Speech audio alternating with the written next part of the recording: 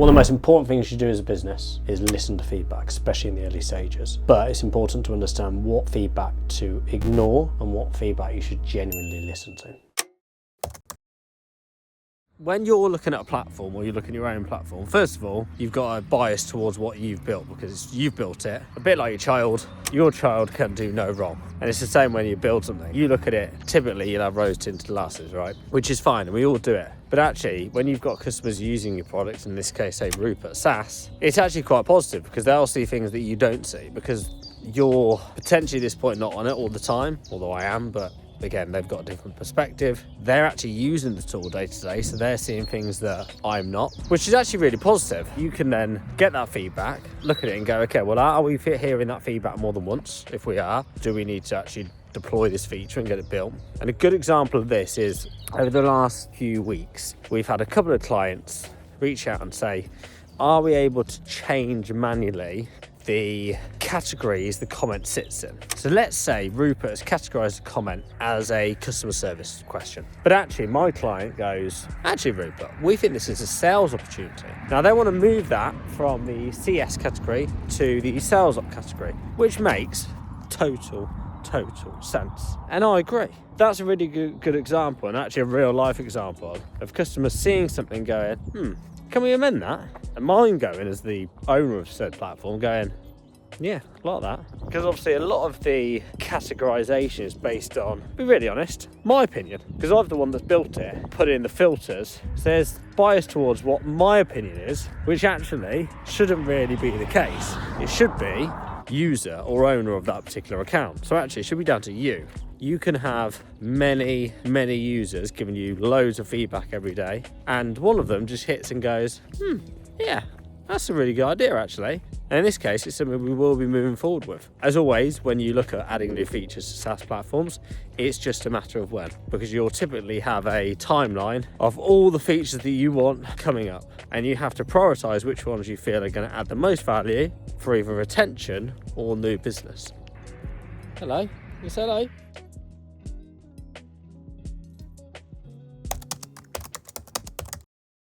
Although feedback can sometimes be really positive, there are occasions where you get too much feedback and actually it really distorts the true reality of what's going on. Here's a really good example, right? We have a lot of users now, not tons, but we get more users all the time. In the early stages, I was getting a lot of people asking for certain features. One of the main ones was TikTok.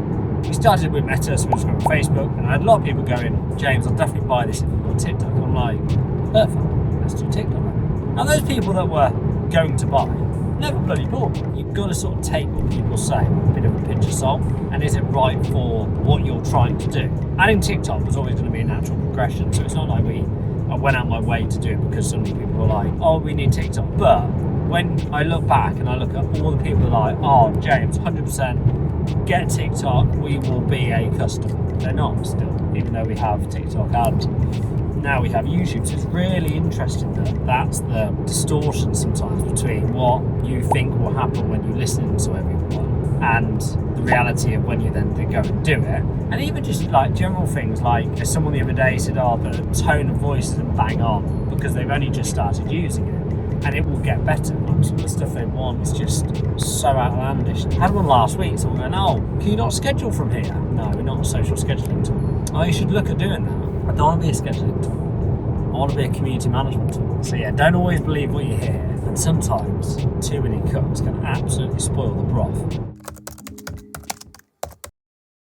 Feedback should be taken on board, but you shouldn't instantly change the course of your plan because someone has said something that's totally different to it. So if I use Rupert as an example, so we had a plan, we were executing on the plan, and it was all around the sales opportunities within the comments section, right? Still to this day, I think it's the best way to go to market. Problem being, I asked all of our clients to write me a few lines as to why they use Rupert. And do you know what's really frustrating? None of them mentioned the sales opportunities that it unearthed for them. What they did mention though, they use Rupert primarily because it safeguards their brand online when the team are out of the office. my opinion was, right, let's educate the market on how important and how many sales opportunities you're missing and essentially leaving revenue on the table. Actually, when you looked at the feedback, and again, people are going, well, actually, is this for safety and safeguarding the brand? That sample data there is really important because it's from people paying us. If I went to market and just asked a random pool of people for feedback,